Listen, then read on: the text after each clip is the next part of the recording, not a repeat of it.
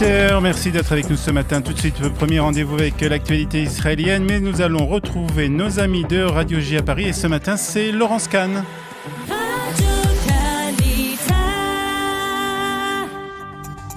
Et direction nos studios à Jérusalem où nous retrouvons notre correspondant Olivier Granilik. Olivier, bonjour et Boker Tov. Bonjour Laurence, bonjour à toutes et bonjour à tous.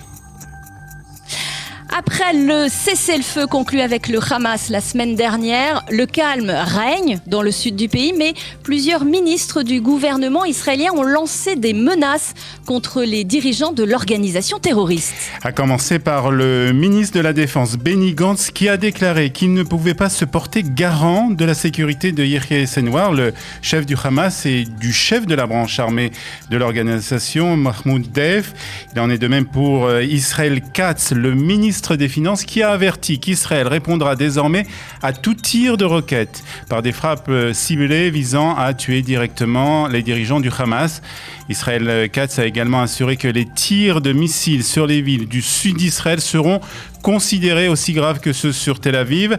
À partir du moment où il y aura des tirs sur une ville israélienne, peu importe où elle se trouve, nous riposterons avec puissance, même si nous savons que cela aura des conséquences sur Tel Aviv, a affirmé le ministre de la Défense.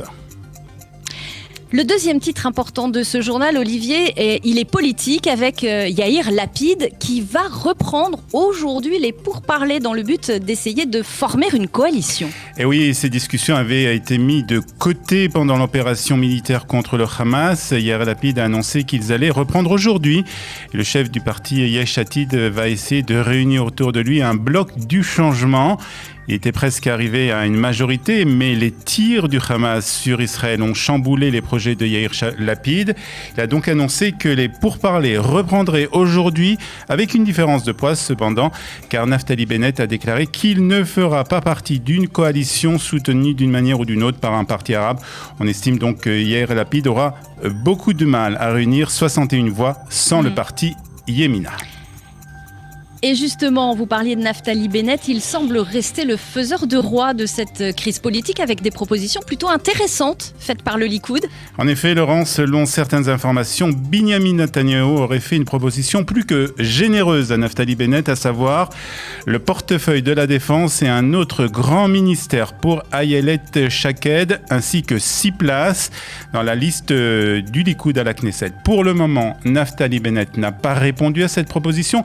Il s'est contenté de critiquer la politique sécuritaire du gouvernement pendant l'opération Le Gardien des Remparts dans un long post publié hier sur les réseaux sociaux. Enfin, une information que l'on attendait depuis 14 mois en Israël. Les Israéliens qui doivent être heureux aujourd'hui, toutes les restrictions liées au coronavirus vont être levées. Et ce, à partir du 1er juin, Laurence. Le ministre israélien de la Santé, Yoli Edelstein, a déclaré hier qu'à partir donc, du 1er juin, donc à partir de mardi prochain, toutes les restrictions liées au coronavirus seront levées en Israël et les citoyens n'auront plus besoin non plus de présenter le fameux passeport vert pour entrer dans les espaces fermés. Cette annonce survient alors que seuls 12 nouveaux cas de Covid-19 ont été enregistrés ces dernières 24 heures. Le ministère de la Santé a toutefois précisé que le port du masque dans les espaces clos reste en vigueur et qu'une décision finale à ce sujet sera prise dans 2 semaines à peu près. Nous reviendrons sur cette décision du ministère de la Santé dans la revue de la presse que j'aurai le plaisir de vous présenter. Ce sera dans à peu près 25 minutes.